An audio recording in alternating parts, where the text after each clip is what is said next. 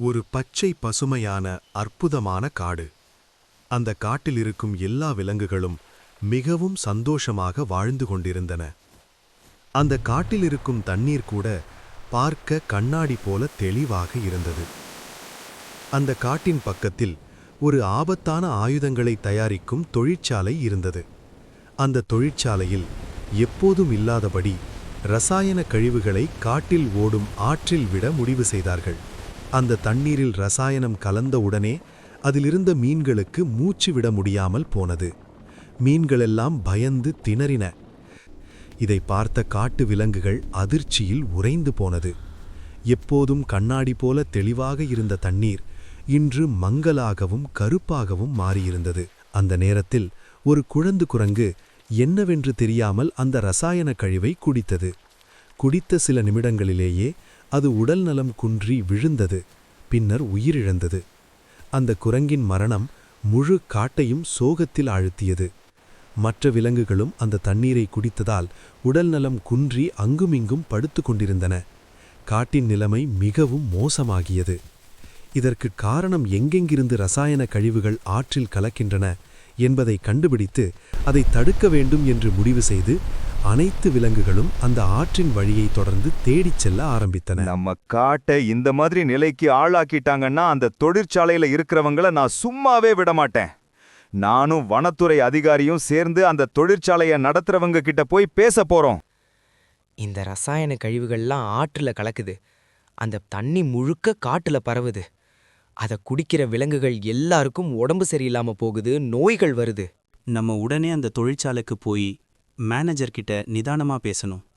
இந்த கழிவுகளை உடனடியாக நிறுத்த சொல்லணும். வாங்க வனத்துறை அதிகாரி, ரொம்ப நாளாச்சு உங்களை பார்த்து.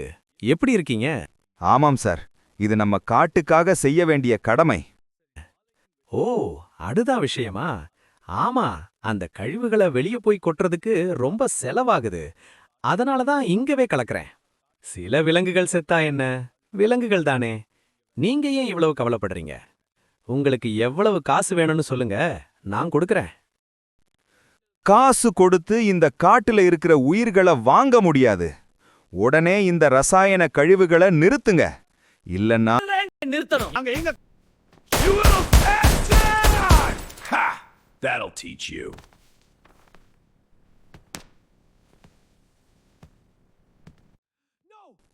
ஏன் இப்படி செய்கிறீர்கள்? நாங்கள் நியாயத்துக்காக தான் பேச வந்தோம். Before I use this. No, please don't shoot. I'm going now. நாங்க எவ்வளவோ பேசி பார்த்தோம். அந்த மேனேஜர் கேட்கவே இல்லை. நம்ம குரங்குக்கு பெரிய பாதிப்பு நடந்துச்சு. நம்ம குரங்கை கொன்றவர்களை நம்ம சும்மா விடக்கூடாது என்று முடிவு செய்து காட்டில் இருந்த அனைத்து விலங்குகளும் அன்று இரவே கிளம்பின. புலியின் மேல் குரங்கு உட்கார்ந்து சென்றது. ஒரு மரத்தை பார்த்தவுடன் அது கிளைகளை உடைத்து ஆயுதங்களை செய்ய ஆரம்பித்தது. மற்ற குரங்குகளும் வில்லும் அம்புகளும் செய்து தொழிற்சாலையை சுற்றியிருந்த சிசிடிவி கண்காணிப்பு கேமராக்களை அடித்து நொறுக்கின.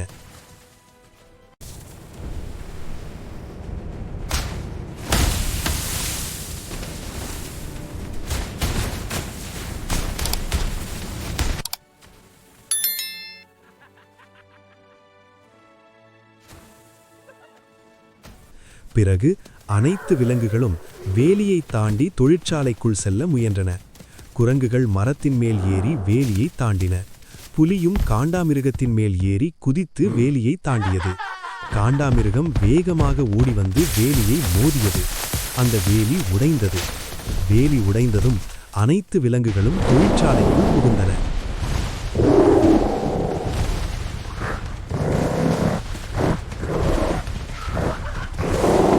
குரங்குகள் தொழிற்சாலையில் இருந்த சாதனங்களை அடித்து உடைத்தன. தங்கள் குழந்தையை இழந்த குரங்குகள் அந்த தொழிற்சாலையை சும்மா விடக்கூடாது என்று முடிவு செய்து முழு தொழிற்சாலையையும் சேதப்படுத்தின. சிங்கமும் புலியும் அங்கிருந்த அனைத்து தொழிலாளர்களையும் விரட்டி வெளியேற்றினர். அங்கு வேலை செய்தவர்கள் அனைவரும் பயந்து வெளியே ஓடினர்.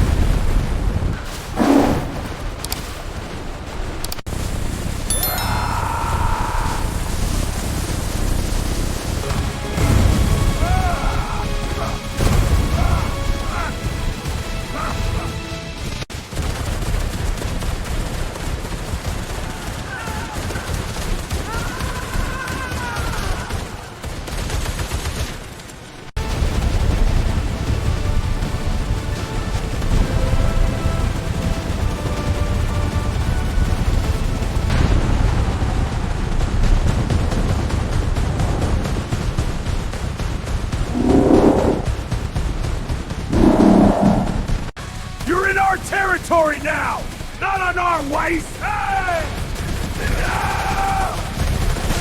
Finish them!